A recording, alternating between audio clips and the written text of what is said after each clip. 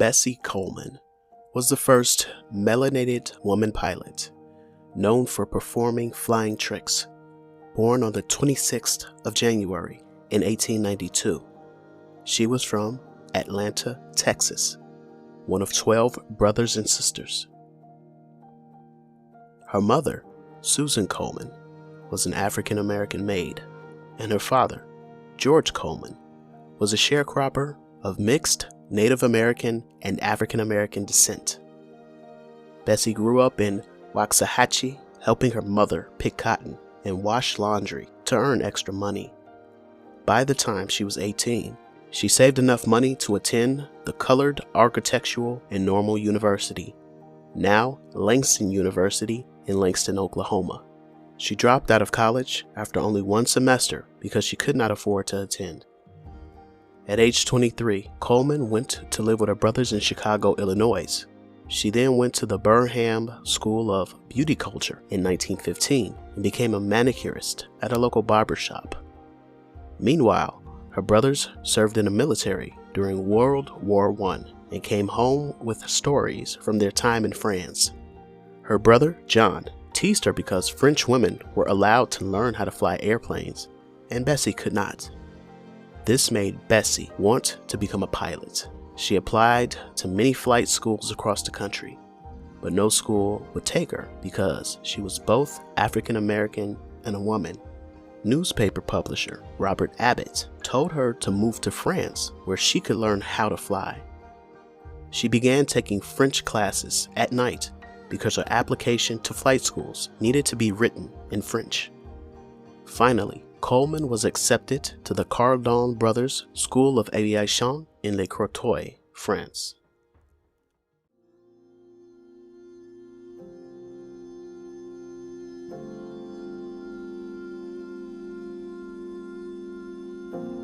She received her international pilot's license on June 15, 1921.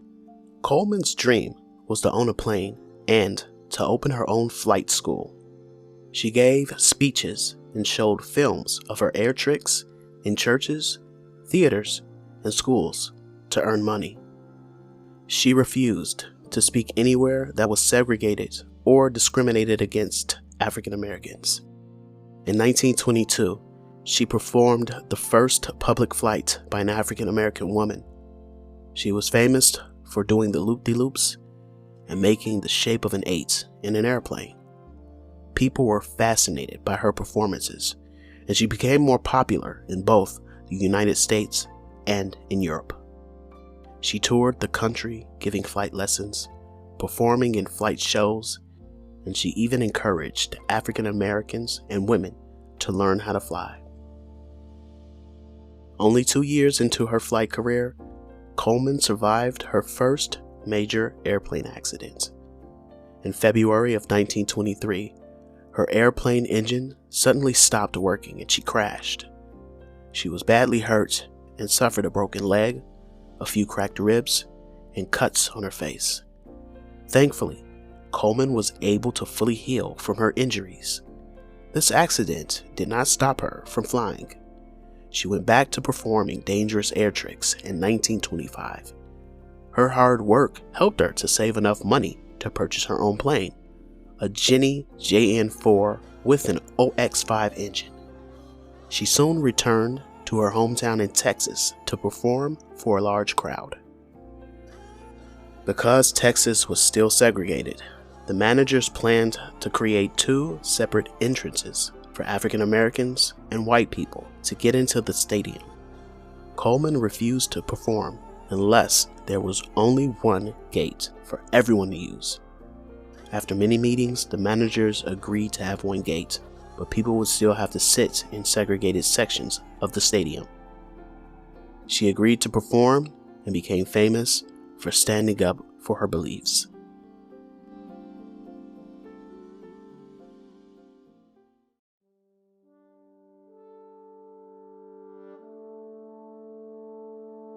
On April 30th, 1926, Bessie Coleman took a test flight with a mechanic named William Willis. Willis was piloting the plane as Coleman sat in the passenger seat. At about 3,000 feet in the air, a loose wrench got stuck in the engine of the aircraft. Willis was no longer able to control the steering wheel, and the plane flipped over. Unfortunately, Coleman was not wearing a seatbelt. Airplanes at the time did not have a roof or any other form of protection. Coleman immediately fell out the open plane and died. Willis crashed the aircraft a few feet away from Coleman's body and also died. Famous activist Ida B. Wells performed the funeral service to honor Coleman in Chicago. Her death was heartbreaking for thousands of people. However, her goal of encouraging women and African Americans to reach their dreams would be established, as her life continues to inspire people around the world. In 1931, the Challenger Pilots Association of Chicago, organized by John C. Robinson, spearheaded the construction of the Robbins, Illinois airstrip, the first airport built for and by blacks. They also started a tradition of flying over Coleman's grave every year. Janet Bragg, a Chicago nurse, became fascinated with flying and joined with Cornelius Coffey to promote aviation. Her financial backing helped the Flying Club purchase its first airplane. Willa Brown, pioneer woman pilot and president of the National Airmen's Association of America, successfully lobbied for federal funds in 1939 to support the NAA pilot training program. Located in Chicago, this was the first privately run training school for black pilots in the country. By 1977, African American women pilots formed the Bessie Coleman Aviators Club. In 1995, the Bessie Coleman stamp was made to remember all of her accomplishments.